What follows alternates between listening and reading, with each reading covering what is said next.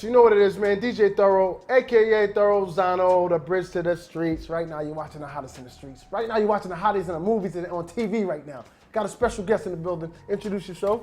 I am Miles Mussenden from Cloak Dagger. I play Otis Johnson. He's a very humble man. You can't just say it like that, man. Oh man, hey man. You know. Right now, every kid, especially kids of color, you're giving them hope. You know. I know. You're giving us hope. Yeah, you know? yeah. Especially you just landed a huge situation with Marvel, correct? Mm-hmm. Let's speak. I want to get right to the bread and butter. Let's speak on that. Man, yeah, you know, man, kid from Brooklyn.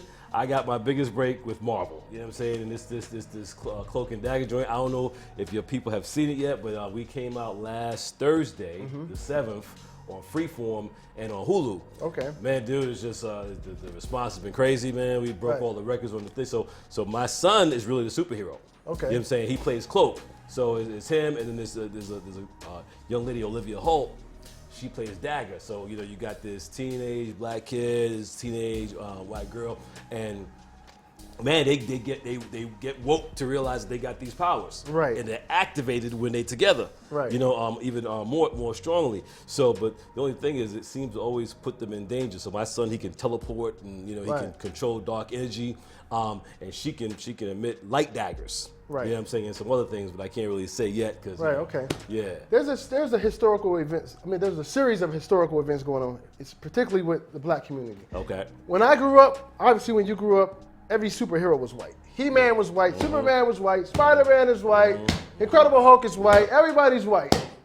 How does it feel to be a part of Marvel? And now we've seen the success of Black Panther. We all saw that. Exactly. Now you're doing this. How does that make you feel? You're part of history. Like things are changing. How do you feel? You know what, man? Because Black Panther was straight fire, though. Right. You know what I'm saying? It was just, you know what I'm saying? So I have an 11-year-old son. Right. You know what I'm saying? So for me, it's huge. So for me to live in the world and be part of the universe and have a son, and okay, so my son is my real son is 11, but my superhero son Aubrey, he's 18. Okay. He's 18 in real life, so it's like having him almost feel like having a real son, man. It feels like we're going through this thing, and dude, the fact that he's a superhero, man, is just crazy, man.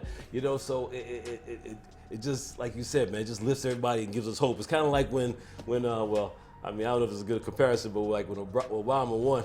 Right, no, you're right. It is. It gave you hope. Yeah. Think about it. Exactly. My son, he's like, for Halloween, he will wear a suit.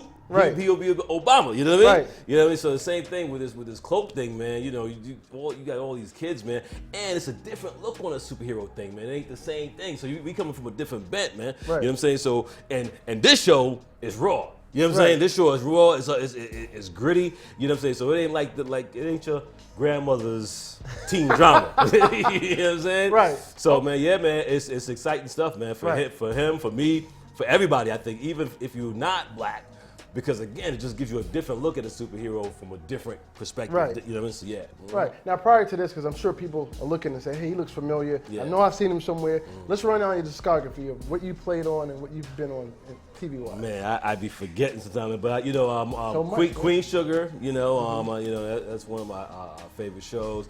Stranger Things, let me say some of the popular shows. Army Wives, so that's a little bit of a while ago. Okay. Game of Silence. I don't know, man. There's a Luke Cage. I was in Spider-Man Homecoming.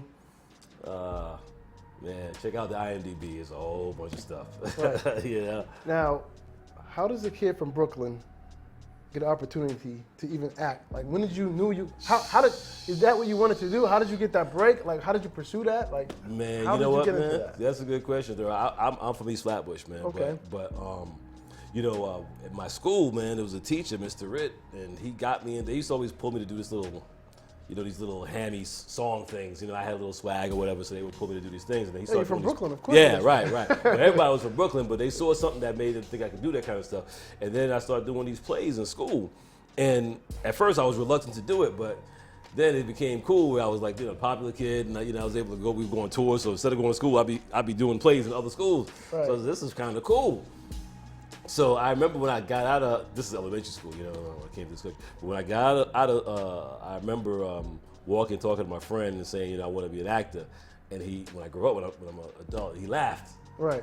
So it wasn't cool to be an actor. You know what I'm saying? Cool, right. It wasn't cool to be an actor. So I switched and said, okay, I'm gonna be in the music business. So that's why I was in the music business for a good little while too. And but the acting thing always kept coming back, man. It always would circle back. Always circle back. I'll be doing whatever I'm doing. It always came back to some kind of acting. I would put it in what I'm doing.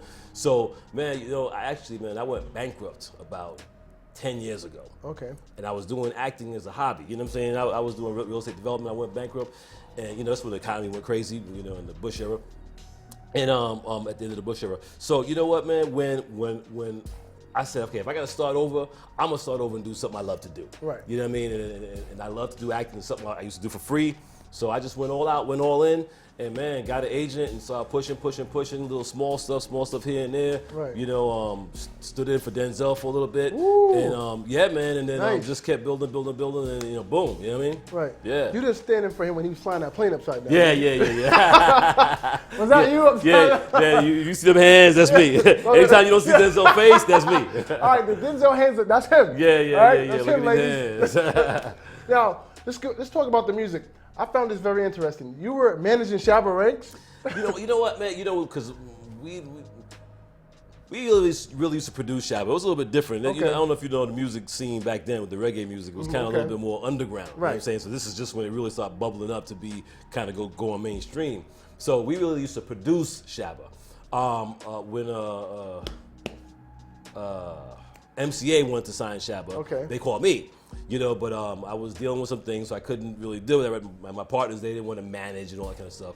So, specialist end up managing them and do some production deal or whatever. So, we just put out a bunch of records with them, and we just was rocking with them, Right. Yeah. And then how did you guys break ties, or you still work with him, or? No, I'm long gone from the music business. Okay. Man, so it's just, we were still cool. You know what I'm saying? It's all love, man. But I just kind of lost interest and started doing some other things. Right. Now, did you ever rap yourself? You're from Brooklyn, so I gotta ask this question. A little something. Oh, yeah? A little You got bars? I got a few bars. Can we hear a couple bars? You sure? Yeah, I want to hear it. You sure you always want to hear them old man singing bars? Yeah, I want to hear these bars. Let's see what you got. So no beat, just No straight beat. out. Yeah, let's see what you got. I gotta go back from something from back in the back, unless we're gonna go off the dome. But all right. To survive in a land that's run by the other man, my hands are soiled with the blood of a brother man.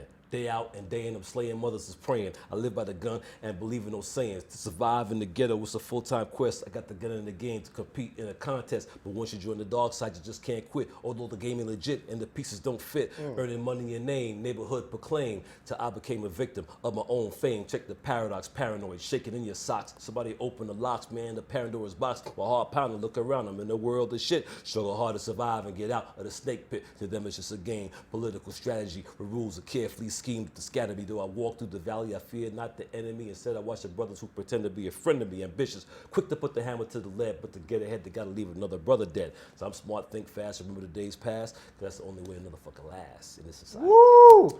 Yo, I got you another job. We're doing Juice 2. We're doing Juice Part 2. He hired. Listen, all you rappers that are real rappers, when you come up here, this man don't even do that like that, all right? And he's right on the spot. I don't want to hear shit. Bring it. Bring it. Yeah. No excuse now. You influenced by Public Enemy, right? Oh yeah, of course. Yeah. You wonder how I knew that, right? Yeah, Rakim, Public Enemy. Yeah. Yeah, man. Peace. Shout out to the guy, I knew Rob. that. Yeah, for I knew sure. that. Brand man. new wins. Yeah, man. What? I'm smart, man. Yeah, You like how smart I am, right? Right here, man. That's why you sitting there, man. That's why I'm sitting here. Yeah. See, I'm sitting here for a reason. That's right. You could have never figured that out. You know what I'm saying? Definitely. So listen, Yeah. I gotta play devil's advocate. Not devil's advocate. I like to talk about real shit. Okay. You're a black actor. That's obvious. Anybody can see that. Now, do you do a lot of racism in the industry? With being typecast, prior to, obviously, you landed this major role. Right. What was it like? What was the struggle like? You know what, man? I don't know if I would say racism, man. I experienced some things. I think it was just a coming up thing. Like I would go, a lot of shows I did, a lot of projects I was in, I'd be the only black person Right. there, you know? Right. And and I'd be new, I'd be coming on working for a couple of days or whatever, or a week. So I show up on set and folks would be thinking I'm an extra or something, you know? And Right. coming from Brooklyn, you got a little chip on, I'm not trying to hear that, why you think I'm extra? But you know what? I used to get it from other like people that would be on set. Like there was a black dude one time, man. I was working on not containment. I can't remember the show, man. But I remember I was online. I was working there for like a week. It was my first day on set. And me and this Spanish chick, she was an actress, right. And we were online for the food together, you know. So we getting our food, this shit out, and this dude's like, y'all extras? The extras gotta eat on the other line, right? He come to me, just right. Call. I know we knew on the show, but still, he just came in as a brother. Obviously assumed that. Because right. He assumed that, and he grabbed her plate, man. To pull her. Dude, I thought I was gonna lose my job, man, because I just got read, bro, and I wanted to. Oh, well, okay, I'm sorry, I'm close to that. Okay, shit. You know what I'm saying? I just wanted to go Brooklyn this kid, man, because it was ridiculous, man. Because even if she was an extra, she's a person, she's a human. Okay, she already got the food. You gonna throw it away? You know what I'm saying? She shouldn't lie. So, right. It was a little bit of a scene, man. Things were crazy. So, I don't know if it was racism. I wouldn't say racism, man, but I did experience some things that was a little. Right. Not good from both, like Trump would say, both sides. Right. No, I get you. I get that too. From especially from our own people, like because I DJ also. So sometimes I DJ, I go to high-end events or whatever. Yeah. And sometimes when I show up, the first thing the guy do is look at me up and down, and I'm looking at him like he's basically saying, "What are you doing here?" Right. Like, and so you get that, you know. So I can imagine how you felt because I still deal with that. And the sad thing about it, most of the time, it's from your own people that do that. And it is sad, and that has been a lot of my experience too. Right. Mm-hmm. Okay, so let me ask you this question: future. What is your ultimate goal in terms of your career? A couple of things. I don't know if I should say this or not. You gotta say it. I'm gonna say, for me, man, I wanna do the kind of work that Morgan Freeman was doing when he was my age. You know what I'm saying? So Morgan Freeman's always been older. But when was he ever young? Well, yeah, that's true. But he was doing like Glory and what was it, Along Came a Spider and all that kind of stuff. You know what I'm saying? So I'd love to see myself doing those things. I wanna direct, produce, and direct. Right. Let me stop you. Now, would you do Driving Miss Daisy? Would you Did he get like an Oscar for that or something? I know, but would you do a movie like that? You know what? I can't say no. It depends on what it is because, like, I did do Tom Sawyer. I played nigga Jim in Tom Sawyer joint, No. But if you really look at it and you watch it, I don't want the producers to know what I was doing on there, but I'm gonna keep it 100 with you. Me personally, I'm tired of seeing my people do these. Yeah. Aunt Your Mammy. Yeah. Slave. Yes or something else. I'm tired of that shit. Yeah. Like, we know the story. Okay, I get it. Why don't they ever tell their story? How they came in here and raped and pillaged and killed motherfuckers and stole every goddamn thing. Where the fuck is that story at? Right. Where's that story? But you know what? That's why. They don't look to me to tell them kind of stories though, because even with nigga Jim, he was a runaway slave. You know what I'm saying? So kind of had a little renegade in him. If you see, I did this. What's that show with Mike Epps and the basketball, that LeBron James show?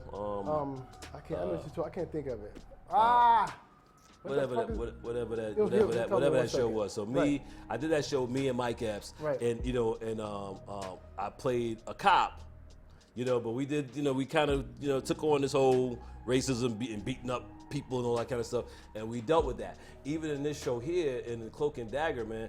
Dude, I mean, we dealing with racism head on. We dealing with police brutality. We dealing with drug use. It's all there, man. You know what I'm saying? And we keeping it real. Keeping it real. Yeah. Right. So it ain't no time to be mammies and with all that kind of stuff, man. I think it's a wrap on that. Real quick before we get out of here, two more questions. Denzel Washington, did you actually meet him? Get to talk with him and sit with him? I work with him every day. With you. So were you there when he started putting cases on all you motherfuckers? All you motherfuckers, yeah. You think you can do this to me? You were there, right? Who wrote that? I don't know. He might have just came with it because Denzel stays in character, man. He might have just came up with that one. Like, my nigga. Yeah, man. Denzel's all right, man. Because I was his stunt double, his stand-in, his photo double. So everything Denzel, I was that. So was that you that hit the switch on the hydraulics and the car went up? That was you? Did you do that? No. That, not in training day. I wasn't. No, it was flight. Okay. I worked with him on. No. Okay. That would have been fun though. All right, real quick. Your top 5 actors from your perspective. Man, top 5 actors: Robert De Niro, Meryl Streep, Denzel. Man, you know, You can include yourself. I like Don Cheadle. You know, Okay. I mean, personally, I just think Don is really strong. And I'm drawing a blank now his name, but he played Lincoln. The President Lincoln? No, he played Abraham Lincoln. I don't know. I know you're Man, talking it's Everybody's ridiculous. like, It's ridiculous that I Google! don't remember it's ridiculous that I don't remember his name, Right. but the tall guy that looked Abraham Lincoln. That guy. no, I mean, Four score 7 years he ago. gets lost in the character, Right. man, when you don't even recognize. I just had his name and it went again. Tall guy with the tall hat, with the beard. That guy. Yeah, he just disappears in the character. Maybe that's why I can't remember his name right now. He disappears in the characters, and Right. he's just really a good actor. And man, but there's so many other actors though, man, Right. that's killing it right now, man. Viola's killing it. I love Viola and love her Right. work. Did you find them? I got a couple. Daniel Day-Lewis. Boy, Okay, right there. okay. Daniel Day-Lewis. Daniel Right. Day-Lewis. Yeah. All right. Well, listen, before we get out of here, is there anything you want to cover that we didn't cover? No, man, I'm loving what y'all doing here, man. Appreciate it, I'm man. loving that 50 is expanding into all this kind of stuff, man. You know, I used to go to Empire Skate Ring back in the day. Oh, he's a real Brooklyn dude.